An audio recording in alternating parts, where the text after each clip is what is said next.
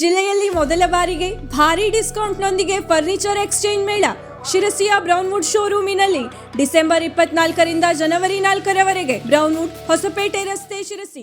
ಸಿದ್ದಾಪುರ ತಾಲೂಕಿನ ವಾಜಗದ್ದೆಯಲ್ಲಿ ಹಮ್ಮಿಕೊಳ್ಳಲಾಗಿದ್ದ 8ನೇ ಕನ್ನಡ ಸಾಹಿತ್ಯ ಸಮ್ಮೇಳನದಲ್ಲಿ ಶಿರಸಿ ಸಿದ್ದಾಪುರ ಕ್ಷೇತ್ರದ ಶಾಸಕ ಭೀಮಣ್ಣ ನಾಯ್ಕ ಭಾಗವಹಿಸಿ ನೂತನ ಕೃತಿಯನ್ನು ಲೋಕಾರ್ಪಣೆಗೊಳಿಸಿದರು.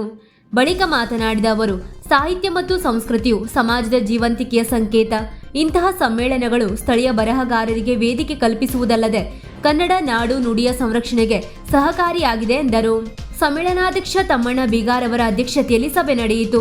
ಸಭಾ ಕಾರ್ಯಕ್ರಮವನ್ನು ಉದ್ಘಾಟಿಸಿ ಮಾತನಾಡಿದ ಸಾಹಿತಿ ಅಣ್ಣಪ್ಪ ಎನ್ ಮುರಳಿಮಠ, ಸ್ವಾತಂತ್ರ್ಯ ಹೋರಾಟಕ್ಕೆ ಅಭೂತಪೂರ್ವ ಕೊಡುಗೆ ನೀಡಿದ ಉತ್ತರ ಕನ್ನಡ ಜಿಲ್ಲೆ ಸಾಹಿತ್ಯ ಕ್ಷೇತ್ರಕ್ಕೂ ಕೂಡ ಅಪಾರ ಕೊಡುಗೆಯನ್ನು ನೀಡಿದೆ. ನಾವು ಕೇವಲ ಸಮ್ಮೇಳನಗಳಲ್ಲಿ ಭಾಗವಹಿಸಿ ಹೋಗುವುದಲ್ಲ, ನಮ್ಮತನವನ್ನು ರಾಷ್ಟ್ರಮಟ್ಟದಲ್ಲಿ ಬೆಳಗುವಂತೆ ಮಾಡಬೇಕು. ಸಾಹಿತ್ಯ, ಕಲೆ, ನಾಡು, ನುಡಿ ಉಳಿಸಲು ಎಲ್ಲರೂ ಪಣ ತೊಡಬೇಕು ಎಂದರು. ಹಿರಿಯ ಸಾಹಿತಿಗಳು, ಕನ್ನಡಾಭಿಮಾನಿಗಳು ಹಾಗೂ ಸ್ಥಳೀಯ ಜನಪ್ರತಿನಿಧಿಗಳ ಸಮ್ಮುಖದಲ್ಲಿ ಈ ಅರ್ಥಪೂರ್ಣ ಪುಸ್ತಕವನ್ನು ಬಿಡುಗಡೆಗೊಳಿಸಲಾಯಿತು.